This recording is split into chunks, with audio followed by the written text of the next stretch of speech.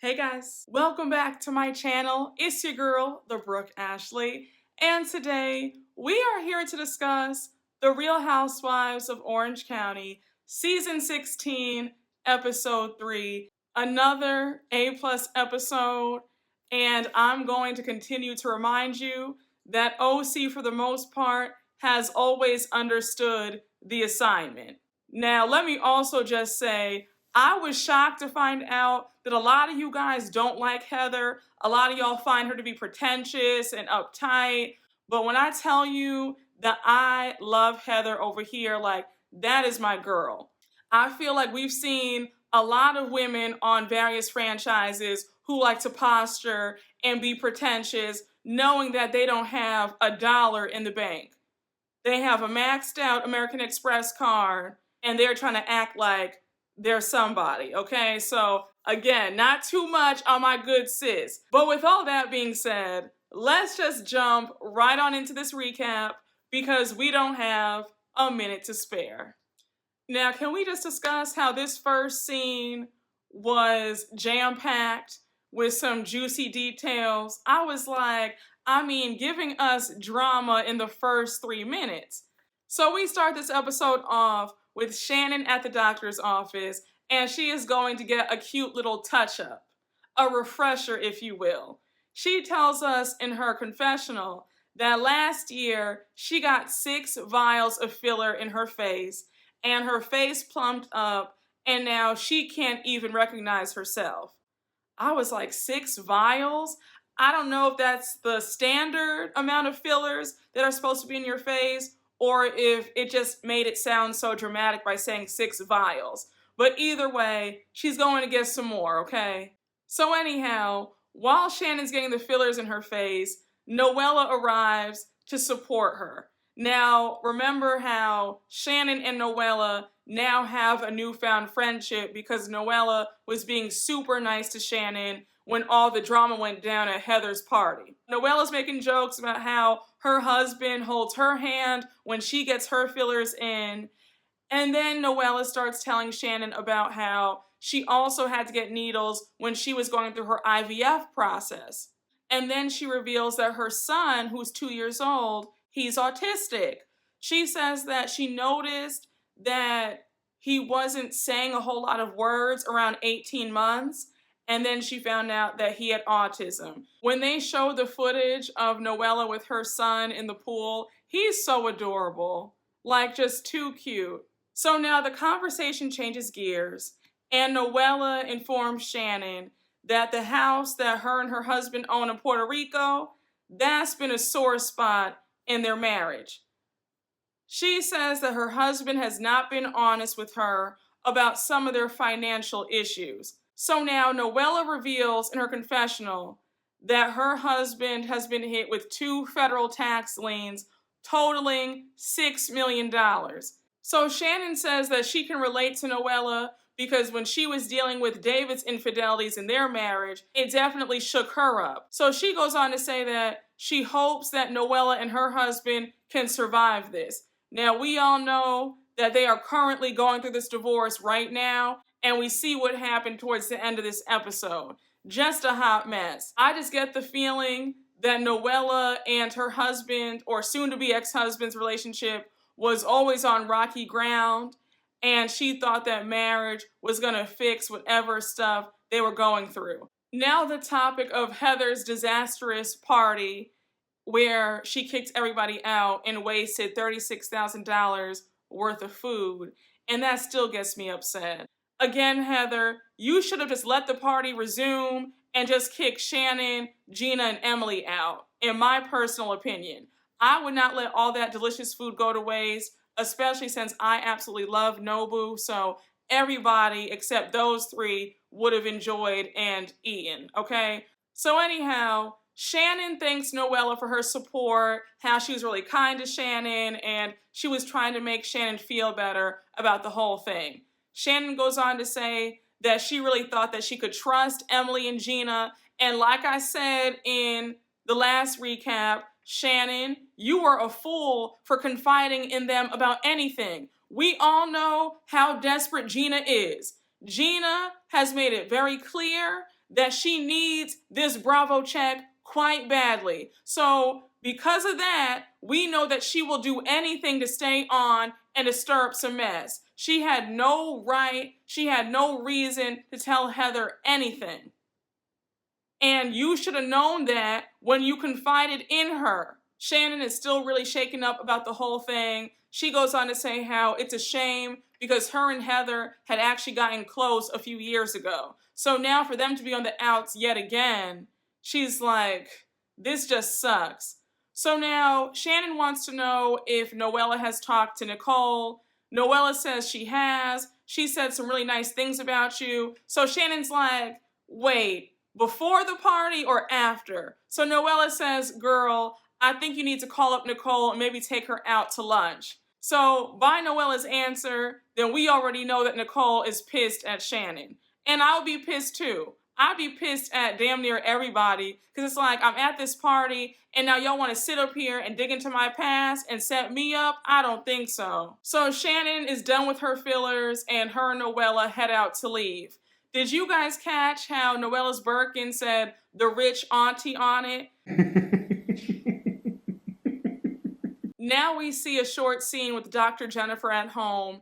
She's with one of her sons. Her other two kids are away. One is at a sleepover, and her daughter Cece is visiting her mom in, I think she said, Wyoming.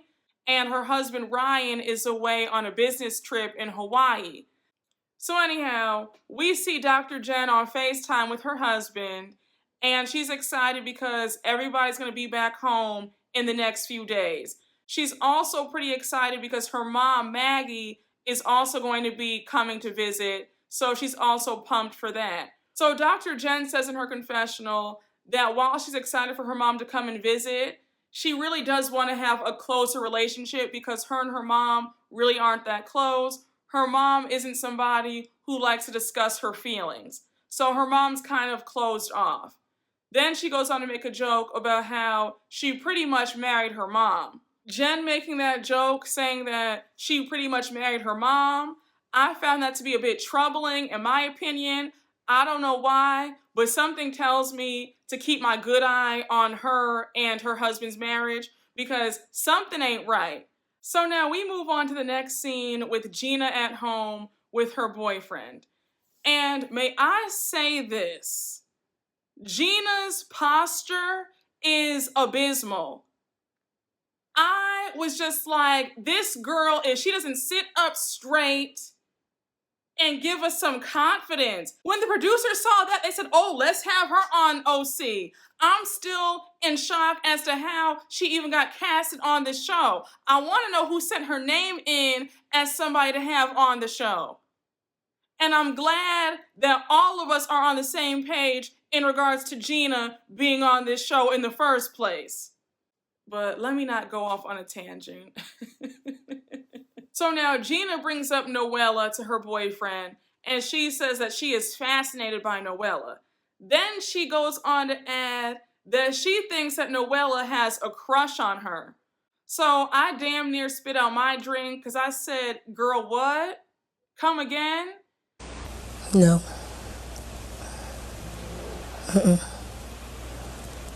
I said, Gina, just be quiet, girl. Just be quiet. Just keep it at you think that Noella is fascinating and leave it at that. So now Gina starts discussing their relationship, how she wants this relationship to move further. She does not want to be a girlfriend at her big age. She feels like she's a grown-ass woman with 3 kids. She's ready to be a wife again. I said, Miss Gina, slow down, sis. The ink on your divorce papers just dried. And does your boyfriend have a job? Because if I recall, isn't he living in your new home with his children? Why didn't he move you in to his place? Just slow your roll, sis. Now Gina brings up Shannon and the whole party debacle and how she's upset by it. She feels like Shannon was trying to separate Heather from everybody. Then Gina goes on to say how Shannon keeps placing the blame on her, but it's not her fault. I said, Gina, we're not going to do this all season long. Let me tell you something. Hear me loud and clear. That was your fault. Yes, Shannon is at fault for opening her mouth and telling you anything, but baby, that was all you who ruined it. You had no right, you had no business saying anything to Heather about anything. You had just met Heather 24 hours before her party. Gina, all you are is a desperate wannabe and social climber who wants to stay on this show by any means necessary. You did not warn Heather out of the goodness of your heart. You only warned her because, one, you want to keep up drama to make sure that you're still on this show next season, and two, because you are enamored by the lifestyle that Heather lives. And you feel that she would be a great connection for you to have. And you said, you know what, let me align myself to her and leave Shannon in the dust. I just don't like how Gina is trying to deflect and not address her part in this. Now we move on to the next scene with Heather. She is pulling up to see her husband, Dr. Terry Dubrow, at his practice, and she lets him know that she got a text from Miss Shannon Beador. So she's like, babe, Shannon texted me. I'm still really pissed. Here's my text that I sent her back. When I tell you that Heather must have sent this lady back a 4-page letter, I said Heather was pissed. So now Heather goes on to say, I still don't understand what Shannon's motive was for doing this. Then Heather goes on to say how Shannon, it's apparent, never liked her from the beginning, and how she rubbed her the wrong way. I think that Shannon looks at Heather like Heather has the life that she feels like she should have had, because Shannon's no longer married, Heather is. You know, Shannon no longer lives in that huge home in the same neighborhood that Heather still lives in. I think that that's a sore spot. I just feel like there's just a lot of animosity, there's a lot of jealousy and envy on Shannon's part. We saw how Shannon was when Heather invited her and Gina over for the house tour. Shannon looked real tore up then.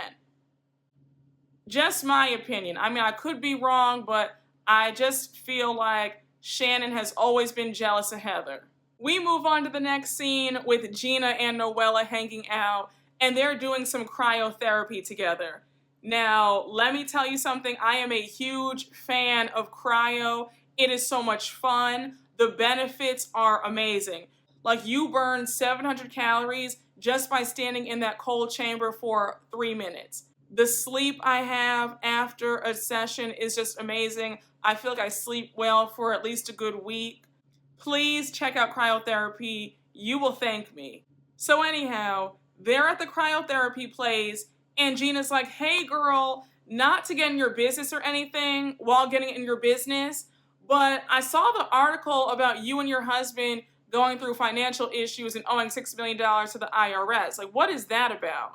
So Noella's like, it's okay, girl. You know, right now, me and my husband are going through it. We are not in a good place in our marriage right now. My husband withheld some information, and now, baby, we owe all this money to the IRS. Then Noella says that she's willing to help pay her husband's debts and how she just wants to come up with a plan together. Gina says in her confessional that anytime you go through marital issues, it's terrifying. Now, Gina, in your case, I feel like the writing was on the wall when your husband had a home in LA and lived there 5 days out the week while you were in Orange County 90 minutes away.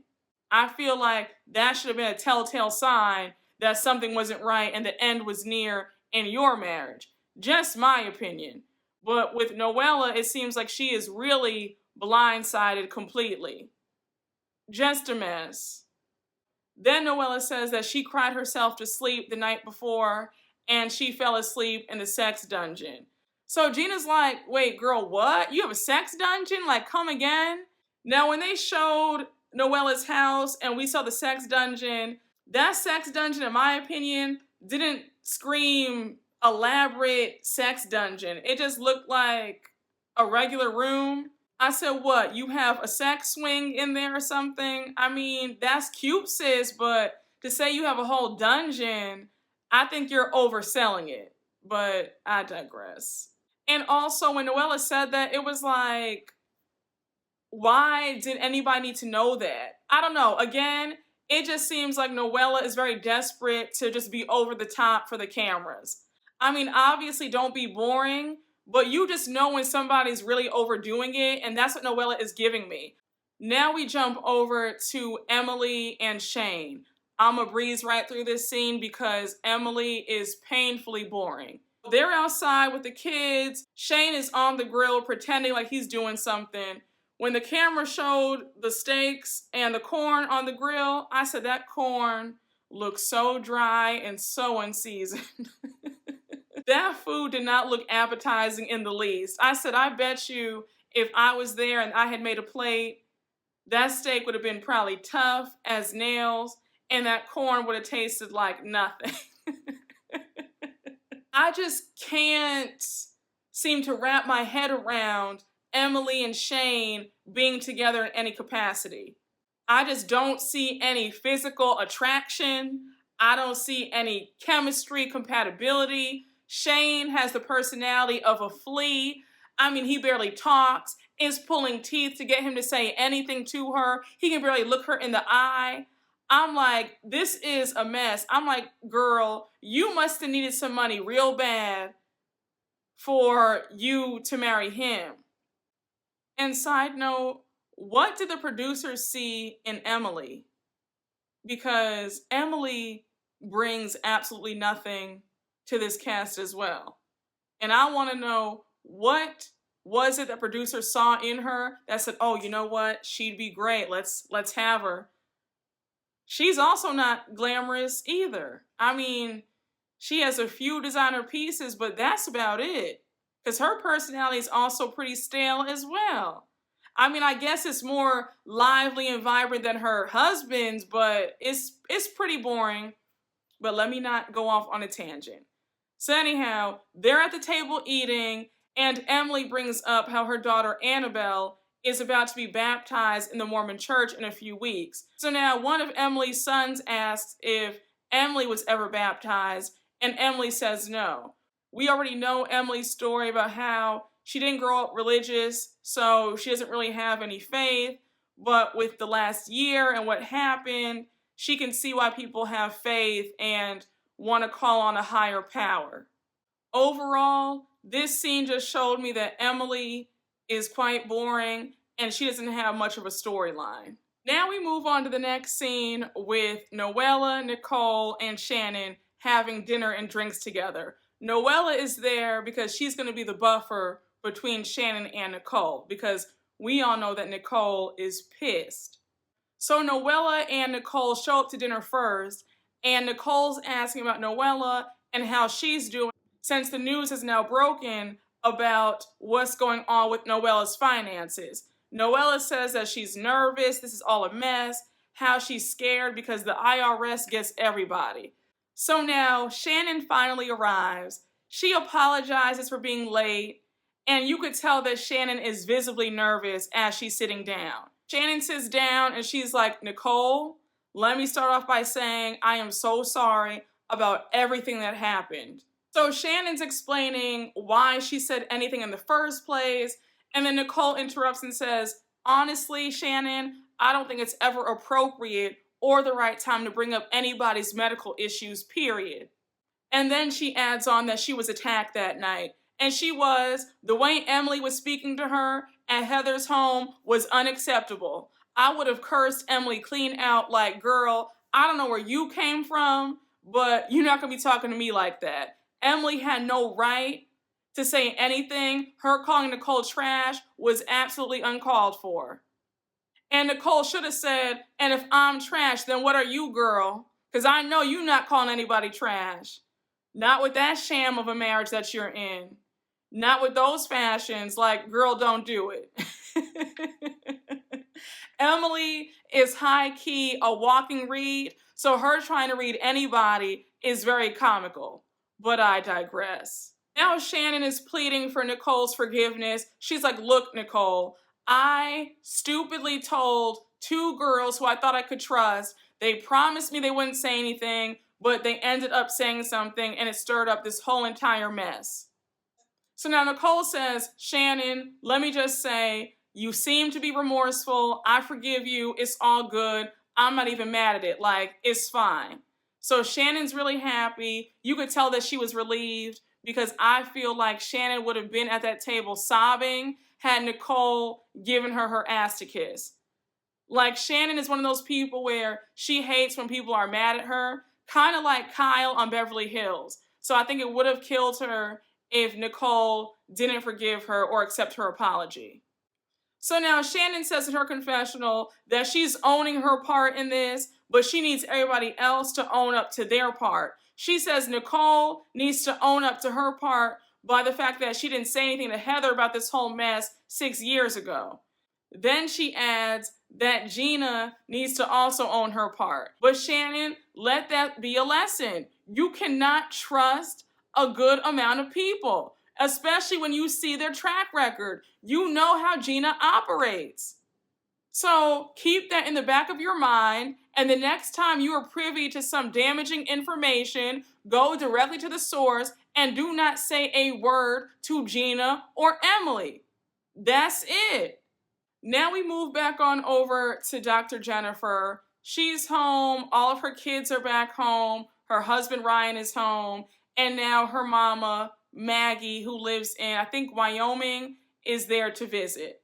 Dr. Jen is excited. She says that although her and her mom weren't that close when she was growing up, she does want to have a closer relationship. Her mom was very closed off, not really affectionate, but now since she's a grandparent, now she's just sweet as pie. I'm not going to hold you, but when I hear people say that, I always get really sad, because it's like, why couldn't you show that same love and affection to your children? Like, the fact that you were really hard on your kids and now you're just super sweet to your grandkids, I'd be really upset about that. I don't know. Maybe I'm looking too deeply into it, but I just feel like, what's the point of having children if you're going to be like not that nice to your kids? I don't know.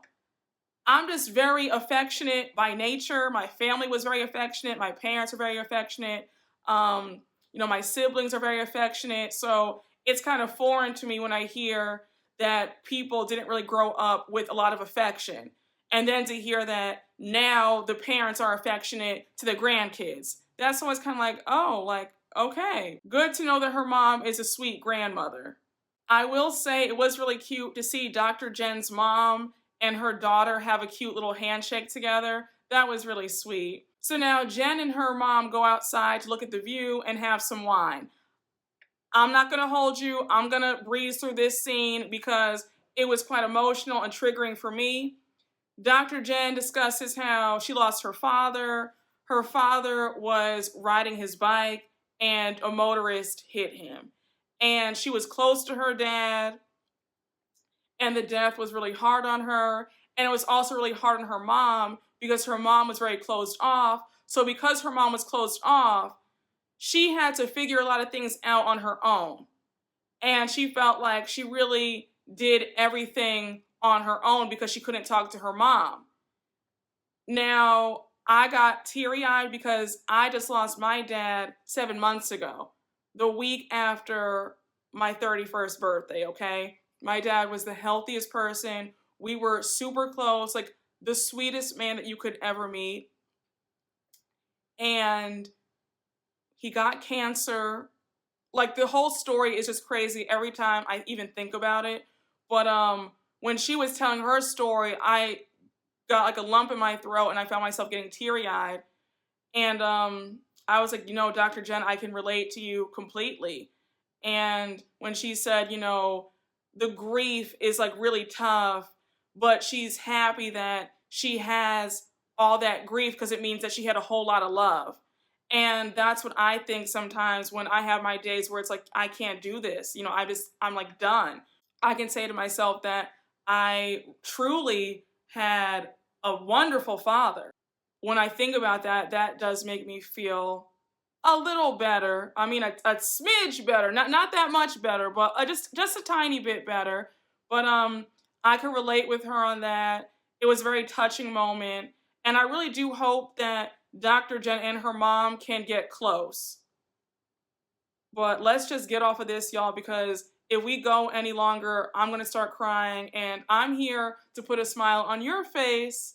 I'm not here for you to see me crying, okay? So, we move on to a short scene with Shannon. She's at home. Noella FaceTimes her. Noella is hysterical. She has just been hit with divorce papers, and she's in absolute shock. Shannon feels really sad for Noella. Noella says that she cannot believe that her husband has filed for divorce. On top of that, her husband has also shut off all of her credit cards. So she doesn't know how she's about to survive. To say that this situation is messed up is an understatement. I feel very sorry for Noella. A part of me wonders if her husband pushed her to be on this show because he knew it was about to come crashing down and he wanted her to have an income because he knows that he's about to be locked up for a long time and it's about to be a wrap for him. I also wonder if Noella knew that something wasn't right and she decided, let me get on this show because it's about to go down. Let me pretend like I'm blindsided and I can secure my spot for the following seasons.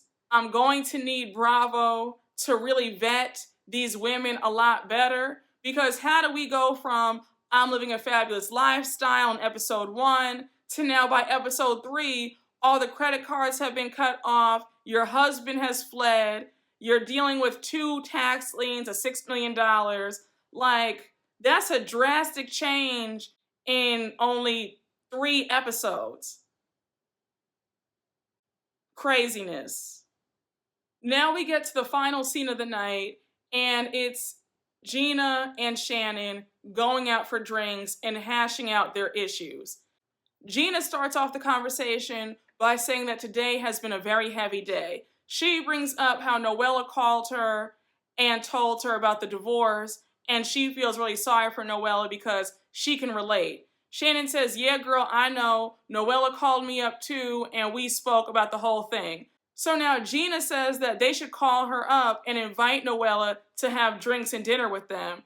Shannon calls Noella up, and Noella's like, girl, I thought you never asked. I'll be there in like 30 minutes, so like, I'll see you there. Now Gina says that Noella's situation is putting this whole spat between her and Shannon into perspective, and she doesn't want to fight with Shannon anymore. So now Shannon says, the reason why I said anything to you and Emily was I was just confused as to how somebody could be friends with somebody who sued them. That was the only reason why I told you guys in the first place. Then Shannon says that she thought she could trust Emily and Gina. So now Gina starts going on about how she was protecting Heather. So then Shannon says, but what were you trying to protect Heather from? Like, make it make sense for me.